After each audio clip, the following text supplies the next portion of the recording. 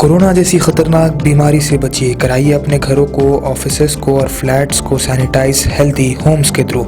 Screen पर दिए गए नंबर्स पर कांटेक्ट करिए।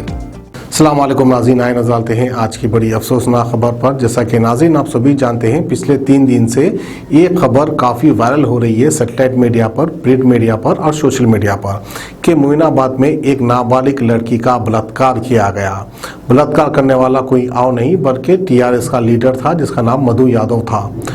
मधु यादव ने उस माइनर लड़की का रेप किया। रेप करने के बाद लड़की अपने आप को फांसी लगाकर अपनी जान दे दी।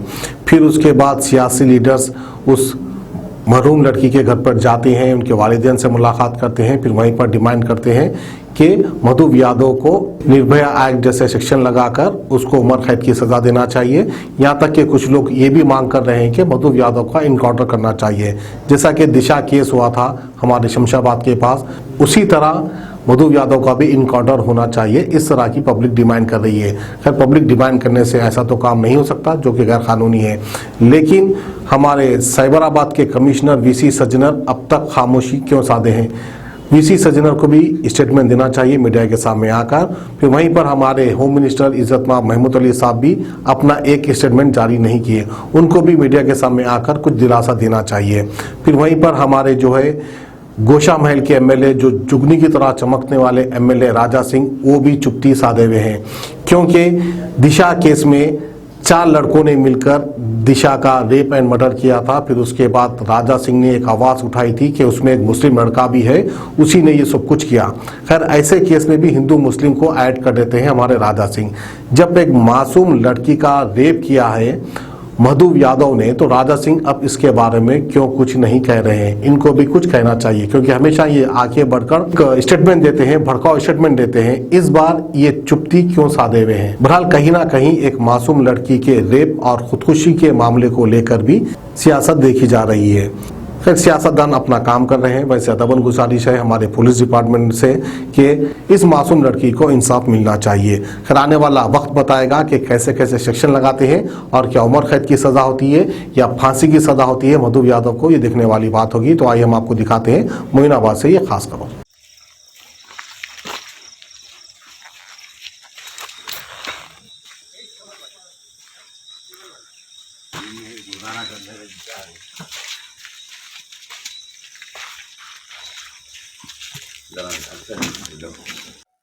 हमारा नाम आफरीन है, हमारे दीदी का नाम नाजिया बेगम है।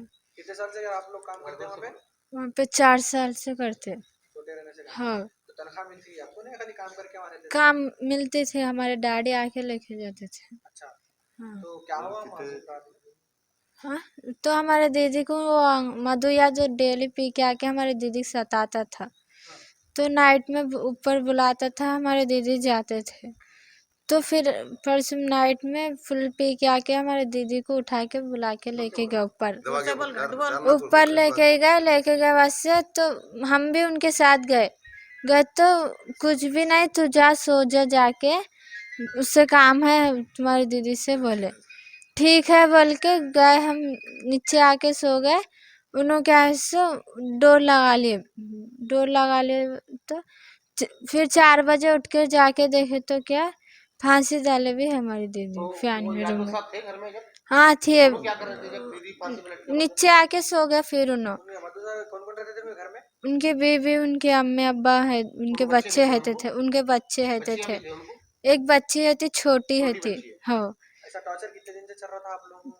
आपके बहन लोग और देख रहे थे क्या? हाँ, उस दिन पूरा रोए थे। उस दिन पूरा क्या हुआ बोले तो कुछ भी नहीं बोले उन्होंने। तो फिर बहुत दिन से सताता था वैसे नाइट में पी के आके, बोले तो खत्म कर दूं बोलता था।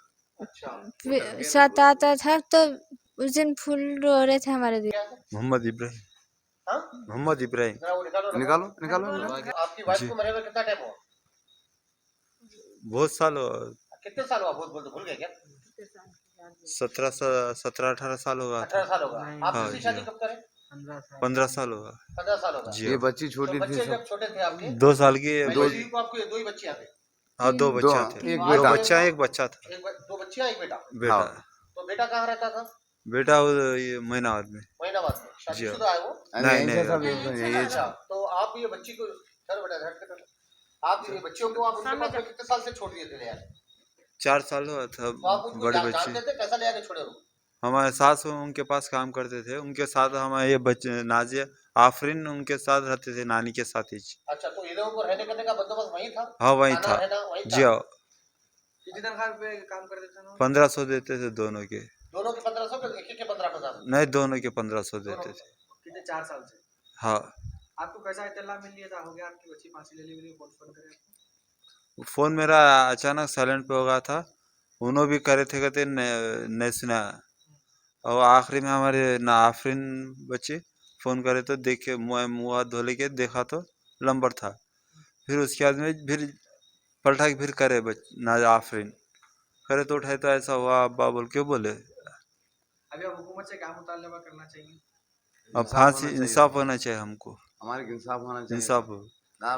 बच्ची की छोटी उम्र में जाके रेप करके ले जाके उन्हें क्या उम्र थी सब बच्ची की? अभी बच्ची 17 साल था। 17 साल। सब ऑटो चला मैं ऑटो चला जी। हाँ सब। आप कहाँ रहते हैं? मैं यहीं रहता हूँ, बुद्धवेल, राजनगर बुद्धवेल। मैं गुजारिश कर रहा हूँ हमारे को बच्ची को जो खस्ता हुआ और दूसरे जने को नहीं होना, उसको फांसी की सजा होना। अरेस्ट हो गया ना? अरेस्ट हुई। कितने दिन हो रहा है ये हादसा हो गया? कल रात में अभी कौन से पीएस में कंप्लेंट है सब ये?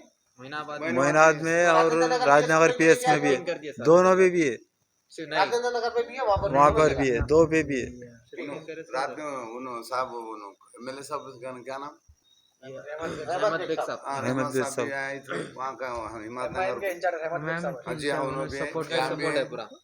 2 जगह है। आपको मजलिस इत्तेहाद मुस्लिमीन की तरफ से आपको पूरा भरपूर सपोर्ट मिल रहा है, नहीं मिल रहा? बिल्कुल मिल रहा, मिल रहा। हमारे रहमत अली बेग साहब जो है सो जी हाँ जी हाँ खतीब साहब भी आए थे। जी हाँ।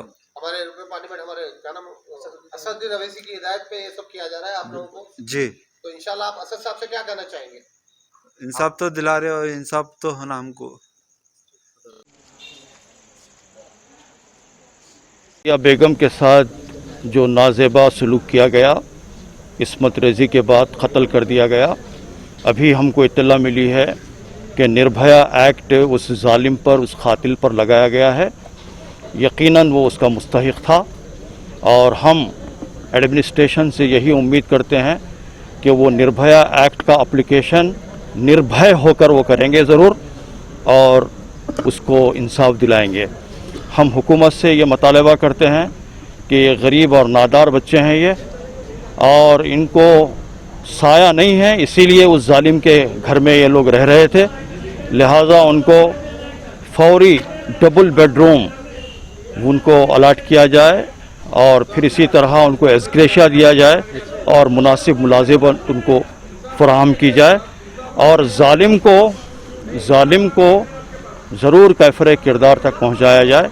और उम्मीद है कि तेलंगाना उसी वक्त गोल्डन तेलंगाना होगा और ये तेलंगाना उसी वक्त पुरअमन तेलंगाना होगा।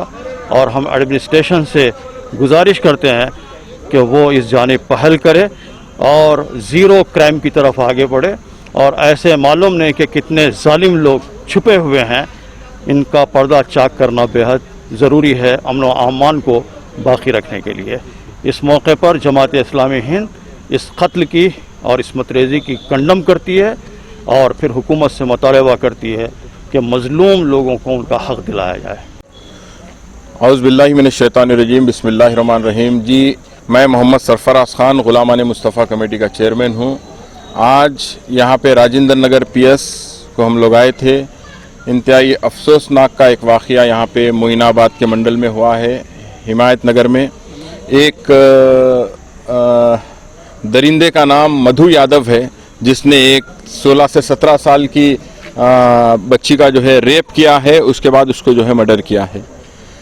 हम हुकूमत तेलंगाना से पुरजोश मुतालिबा करता हूँ honourable home minister Mohammad Mahmood Ali साहब से कि आपके इस तेलंगाना में, सुनहरे तेलंगाना में एक ऐसे वाक़यात पेश आ रहे हैं कि हम अपने मुंह से, ज़बान से जो है बयान करने के काबिल नहीं है। हाँ, एक मासूम बच्ची जो बिल्कुल गरीब खानदान से ताल्लुक़ रखती है, जिसके घर में, वो दरिंदे के घर में बच्ची काम करती है, वो दरिंदा जो है रात में 2 बजे 3 बजे उठा के उसको बच्ची को ऊपर के रूम में लेके जाके इस्मत रेज़ी करता है, फिर उसको लटका के मार देता है। ये आखिर तेलंगाना में हो रहा क्या है?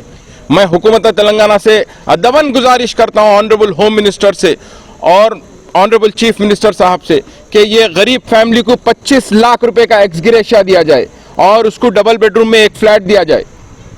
फिर उसकी गरीब फैमिली में एक लड़की या लड़के को जो है गवर्नमेंट जॉब दिया जाए। बुक करते हैं आप उसको 306 में बुक करते हैं, अरे भाई वो तो 302 का केस है, वो 376 का केस है, वो पॉक्सो में बुक करना चाहिए, निर्भया एक्ट में बुक करना चाहिए। ऐसे आदमी को जो है सो फांसी दे देना चाहिए खुलेआम में। एक गरीब लाचार लड़की का जो है सो रेप होता है और उसका जो है सो कत्ल किया गया, उसको जो है इन्वेस्टिगेशन करने की जरूरत है। अबिटमेंट ऑफ सुसाइड हो ही नहीं सकता, ये मैं लिख के दे सकता हूँ। मैं आप देख रहे हैं इसमें मुलजिम जो है सो टीआरएस और एमआईएम के लीडर हैं। टीआरएस का लीडर, इसका ये ऐसा रेप हुआ है। आप देखें अज़ा स्कूल का केस देखिए, आप मलकपेट के रेप केसेस देखिए आप। हम आज तक आसिफा को जो है सो इंसाफ नहीं मिला, तो ये लड़की को कहाँ से इंसाफ मिलेगा?